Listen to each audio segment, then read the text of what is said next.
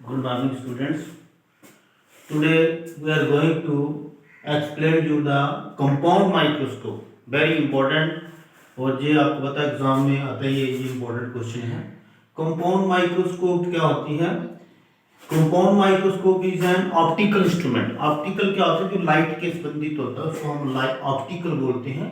To observe highly magnified एनलॉज्ड, मतलब magnified का मतलब बहुत ज़्यादा साइज करके छोटी छोटी चीज़ों का of tiny objects. Tiny objects क्या होती है? बिल्कुल छोटी छोटी, जैसे कि कीटाणु है, वायरस है, उसको बढ़ा करके उसको देखने के लिए, जैसे कि कोरोना वायरस आ गया आजकल, तो इसको साइज बढ़ा करके देखने पे जो काम आती है ना, उसको कंपाउंड माइक्रोस्कोप बोलते हैं. तो कंपाउंड माइक्रोस्कोप कैसे बनाई जाती है ये मैं अभी आपको बताता हूँ. देखो आप, इसमें क्या है? It consist of two convex lenses. ये किसका बना होता है? दो कन्वेक्स लेंसेज इसमें लगे होते हैं. लेंस जानते हैं आप, जो कनकेव और कन्वेक्स लेंस होते हैं. तो दो कन्वेक्स लेंसेज कौन कौन से हैं? पहला है ऑब्जेक्टिव लेंस. दोनों कन्वेक्स लेंस हैं. जो ऑब्जेक्टिव लेंस होगा वो ऑब्जेक्ट की तरफ रहेगा, जिसको हमने, जैसे कि टाइनी ऑब्जेक्ट को जो हमने देखना है, ऑब्जेक्टिव लेंस. तो ऑब्जेक्टिव लेंस क्या होता है? जहां पे हम आपको डायग्राम बना के देंगे. जो ऑब्जेक्टिव लेंस होता है, it is convex lens of very short focal length. जिसकी फोकल लेंथ शॉर्ट हो, शॉर्ट फोकल लेंथ, उसकी पावर ज्यादा हो, क्योंकि पावर क्या होती है? Reciprocal of focal length. तो शॉर्ट फोकल लेंथ जिसकी हो, और ये क्या काम करता है जी? इसके पास ऑब्जेक्ट रखी जाती है, तभी इसको ऑब्जेक्टिव लेंस बोलते हैं. जैसे कि इसका नाम हम ओ डाल सकते हैं. तो इट फॉर्म्स कौन सी इमेज बनाता है? Real and inverted image. Real and inverted image बनाता है. तो it forms real and inverted भी बोल सकते हैं इमेज ऑफ एन ऑब्जेक्ट, जो कि टाइनी ऑब्जेक्ट होगी, जिसको हम ए बी जहां पे ले रहे हैं, जहां पे अभी आपको डायग्राम बना के दिखाता हूं, जी है इसका ऑब्जेक्टिव. उसके बाद होता है जी, हमारा कंस्ट्रक्शन में आएगा. तो जी जो इसका दूसरा पार्ट है वो है आई पीस लेंस. इसमें देखिए आप, दो लेंस आपको अभी बताता हूं मैं. आई पीस लेंस, आई पीस लेंस को हम ई बोल देते हैं. जी क्या होता है? ये भी कन्वेक्स लेंस ही होता है, कन्वेक्स लेंस.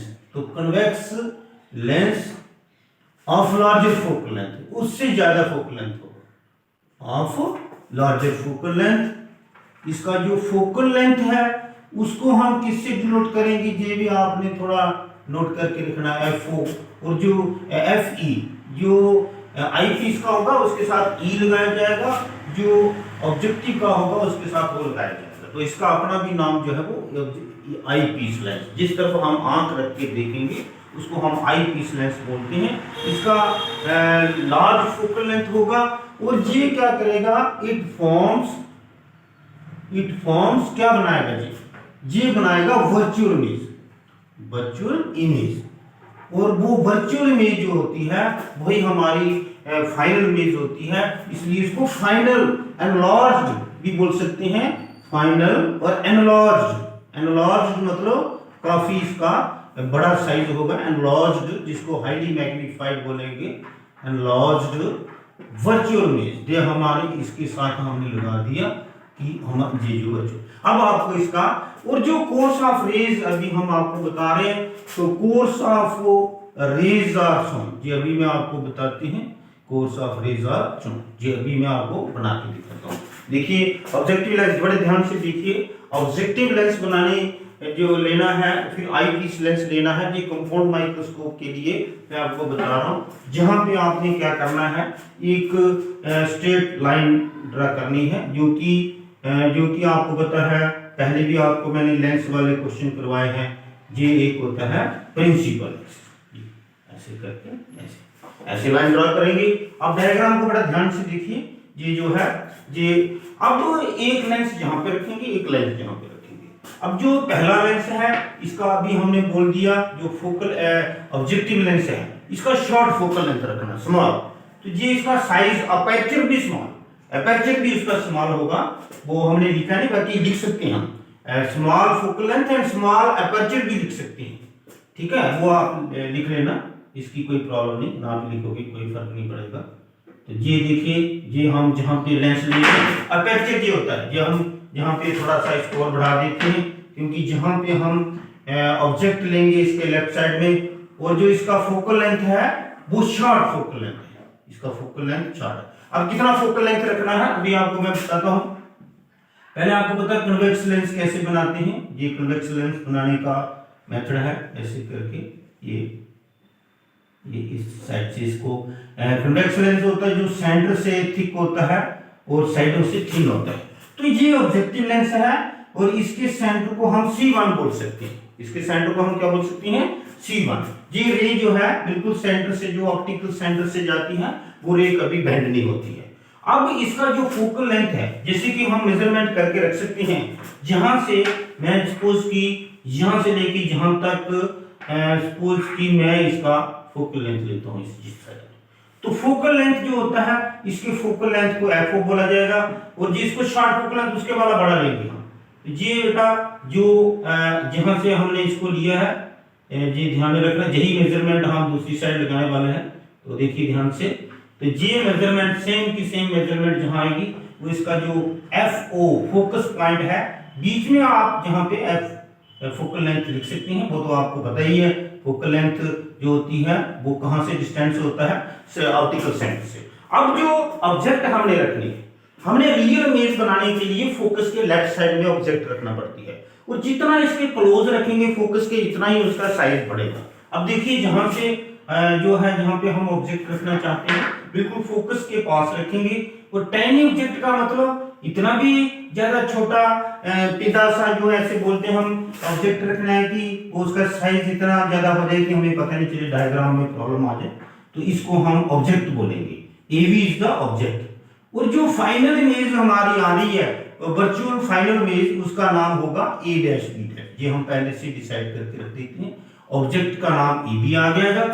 और ये रो रेज जो ड्रा करनी है, एक करनी होती है आपने पैरेलल रेज, ये पहले भी आपको मैंने बताया हुआ है, ये रे आप सीधी ड्रा करेंगे प्रिंसिपल एक्सिस के पैरेलल, ये देखिए यहां से किनारा इसका बिल्कुल सीधा जा रहा है, तो उससे पता चल रहा है कि प्रिंसिपल एक्सिस के पैरेलल जाएगी ये रे, ये ऐसे करके। तो इसको बाद में आगे भी बढ़ाना पड़ेगा, पहले ही इसका, क्योंकि जो आपको बताऊंगा आगे क्यों इसको मैं ले गया है वो, लेकिन जहां से जो कन्वेक्स लेंस है इस लाइट को बेंड करेगा, जो पैरेलल रे, ये जो पैरेलल रे आती है, जैसे ये रे जो जा रही है इंसिडेंट कर रही है जहां पे, यहां से बेंड होके ये फोकस से पास होगी, जहां से बेंड होके ये फोकस से पास होगी, जहां से, एक तो ये रूल आपने याद रखना है। दूसरी, इसके जो सेंटर से लाइट आएगी वो बेंड नहीं होगी।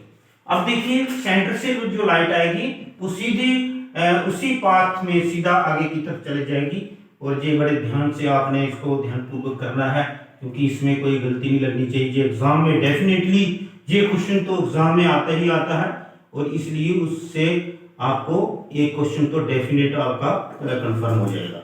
तो ये जो रे गई सेंटर से और जहां पे जब बनी है, तो ये बना है इसका जो इमेज, जो हम बोल रहे थे कौन सी इमेज बना है, कौन सी इमेज बना है, ये जो पहले इमेज बना है ए डैश बी डैश, ये इसने बनाया। ये जो ऑब्जेक्टिव लेंस है ये इसका कौन सा इमेज बनाएगा, real and inverted image of object, देखिए इसका नाम जो आएगा ए डैश बी डैश। जो फाइनल इमेज बनाएंगे उसका नाम ए डबल डैश रखेंगे, हाँ ये चेंज कर देते हैं क्योंकि नाम दो रखना पड़ेंगे, पहले इस लेंस ने बनाना है फिर दूसरे वाला लेंस बनाएगा, तो इसको ए डैश बी डैश रख दिया हमने। तो ये बड़े ध्यानपूर्वक आपने जहां पे देखना है। तो अब जो है नेक्स्ट लेंस हमारा जो है वो उसका साइज जो है वो कैसा होगा, वो बड़ा साइज होगा और उसका फोकल लेंथ भी ज्यादा होगा। तो हम क्या करते हैं, जहां पे दूसरा लेंस बनाते हैं तो उसके फोकस के अंदर की तरफ जाएगा। ये लेंस कहां पे बनाना है ये भी हम आपको बड़ी ध्यानपूर्वक आपको बताते हैं कि हम जो इसकी फाइनल इमेज चाहते हैं वो कहाँ चाहते हैं कि इसकी फाइनल इमेज जहाँ पे बननी चाहिए, और कितना बड़ा साइज वो हम पहले से डिसाइड कर सकते हैं। देखिए ये बड़े ध्यान से देखिए, मैं चाहता हूं कि जो मेरी इसकी जो इमेज बने वो इतनी बड़ी बने, तो उसके लिए मुझे लेंस कहाँ रखना है, ये जो ए डैश जो है ये जहाँ पे कर देते हैं, तो जहाँ पे जो लाइन उसके सेंटर पे जाती है वो बेंड नहीं होती। मैं इसका और भी ज्यादा साइज करने की कोशिश करता हूँ, क्योंकि जब वो मेरे रे है वो बाहर की तरफ जा रही है, तो मैं इतनी बड़ी फाइनल इमेज बनाना चाहता हूँ। मैं अभी भी देख रहा हूँ कि जहां से ऐसे करके और थोड़ा मैं बड़ा करना चाहता हूँ इसको, क्योंकि मैं डायग्राम को बाहर नहीं जाने देना चाहता हूँ और मुझे फायदा भी हो रहा है उसमें।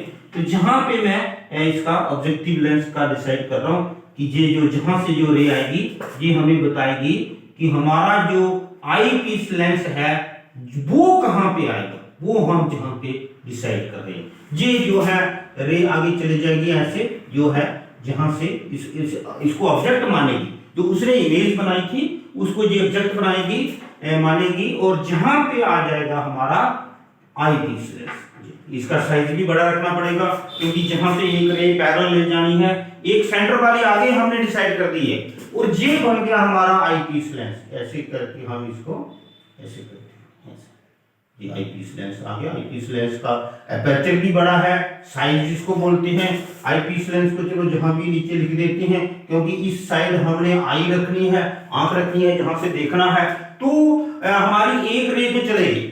इसी से हमने डिसाइड कर लिया कि हमारी जो फाइनल इमेज है वो हम जहां पे A double dash B double dash जो है जहां पे ही लिख देते हैं, और एफ ओ को चाहे इधर लिख देते हैं, क्योंकि बी डबल डैश लिखने में हमें दिक्कत आ रही है।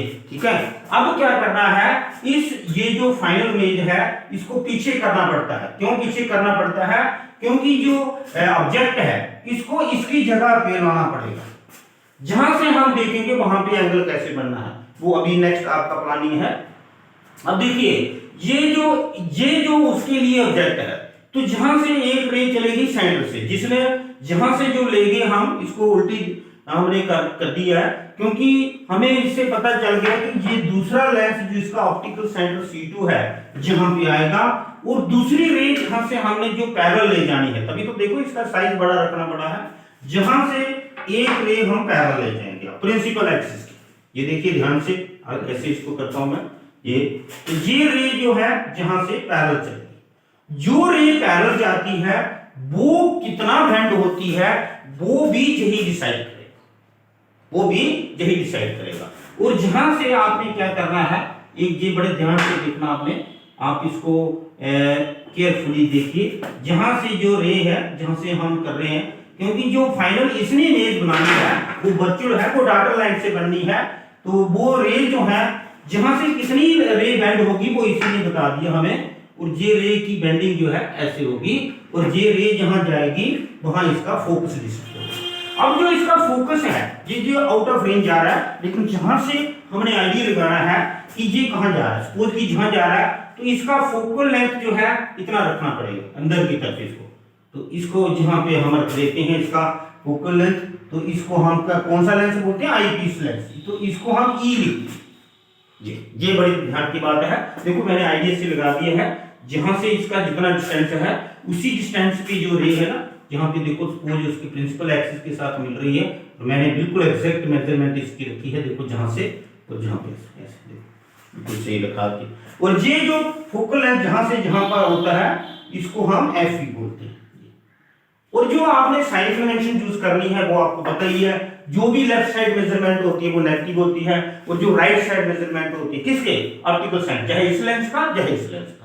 जैसे हम इस लेंस की मेजरमेंट करेंगे या इस लेंस का से मेजरमेंट करेंगे, तो देखो अब हम इसके बाद क्या करेंगे, ये कोर्स ऑफ रेज जो है ये हमने लिख दिया है, course of rays are shown, ये हमने इतना ही लिखना होता है। अब हम इसका फाइनल में क्या करेंगे, मैग्नीफाइंग इमेज करनी है। अब जो हमारा फाइनल प्रोग्राम है वो है मैग्नीफाइंग इमेज, तो मैग्नीफाइंग पावर जिसको बोलते हैं, हम पावर निकालेंगे इसकी, भाई ये कितना मैग्नीफाई करेगी, कितना उसका साइज बढ़ाएगी, तो उसको स्मॉल m से डिनोट किया जाता है, ये भी हम बता देते हैं आपको। अब मैग्नीफाइंग पावर का फार्मूला क्या होता है, ये आपको मैं लैंग्वेज में लिख के देता हूं कि मैग्नीफाइंग पावर क्या होती है, angle made by the image, जो फाइनल इमेज है जैसे ये है, जहां पे इसने देखो ये जो एक ट्रायंगल तैयार हो रही है जहां पे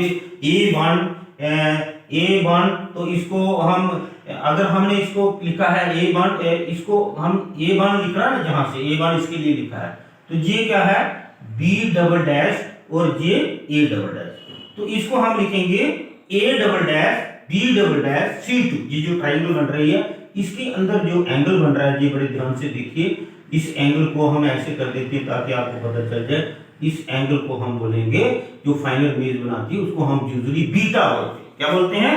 बीटा। तो angle made by final image के लिए जगह जहां काम है तो इमेज लिख देते हैं एट C2। C2 क्या है? जो आई पीस लेंस का सेंटर है। दूसरा एंगल मेड बाय इमेज, तो दूसरा जो है divided by angle made word नहीं आया, तो ये made by angle made by object का नाम तो पता ही आपको, तो एट वहीं पे एट C2 पे।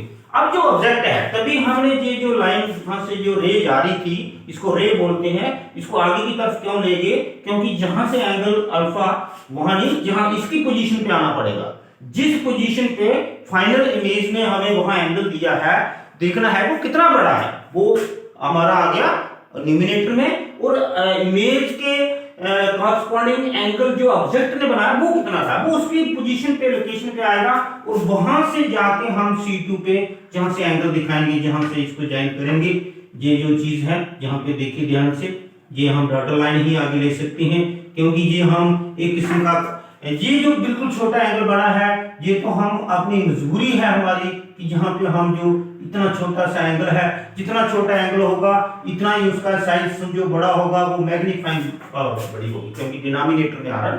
तो देखिए m इज इक्वल टू क्या आ गया, बीटा अपॉन अल्फा, इसको हम थोड़ा क्लियर करके लिखते हैं बीटा अपॉन अल्फा। अब देखो ये एंगल जो होते हैं कितना छोटा एंगल बना है, अब जहां से बनाते तो बिल्कुल नहीं देखना था, अब जहां से बनाने का तो कोई फाइनल नहीं है, क्योंकि जिस लोकेशन पे फाइनल इमेज एंगल बना रहे उसी लोकेशन पे ऑब्जेक्ट को भी लाना पड़ेगा, वहां से उसका एंगल देखना पड़ेगा अल्फा बीटा अपॉन अल्फा। जितना एंगल देखो मैथमेटिकल स्टेप तो आपको करना ही पड़ेगा, जितना अल्फा छोटा होगा इतना ही मैग्नीफाइंग पावर बढ़ जाएगा।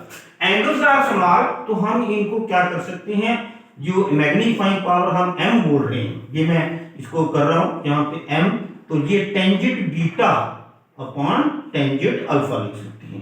ये हमने क्यों किया, because angles are very small, तो इसके साथ हम टेंजेंट लगा सकते हैं।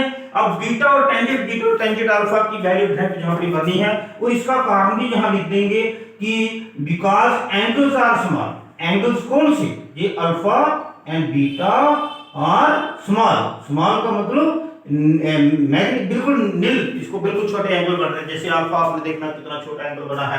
अब टेंजेंट अल्फा की वैल्यू या टेंजेंट बीटा की पहले कर लेते हैं। देखो टेंजेंट बीटा की वैल्यू क्या आएगी, किस ट्रायंगल के साथ आएंगे, A double dash B double dash C2।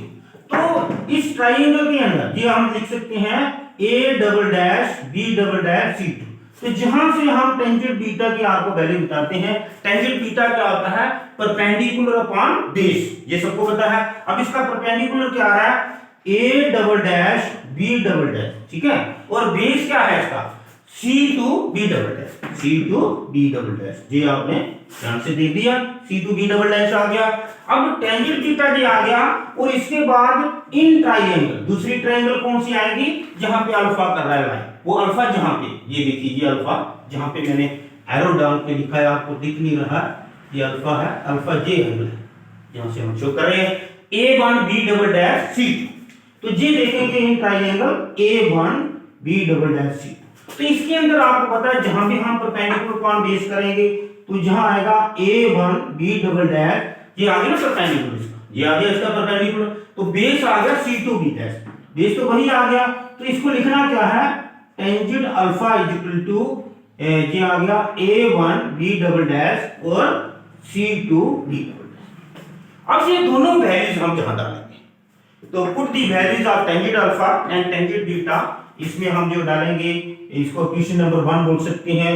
तो देखिए put the values of tangent alpha and tangent beta, इसमें डालेंगे इन इक्वेशन वन जी। ये जो मैग्नीफाइंग पावर हमारे आ जाएगी, ये देखिए बड़े ध्यान से आपने देखना जहां पे, क्योंकि ये हमारा फाइनल स्टेप है। तो मैग्नीफाइंग पावर जहां पे एरो डालने की जरूरत नहीं, तो टेंजेंट बीटा की वैल्यू पहले डालेंगे। तो टेंजेंट बीटा जो है a double dash b double dash divide by c2 b double dash, और डिनोमिनेटर में आएगा a1 b double dash c2।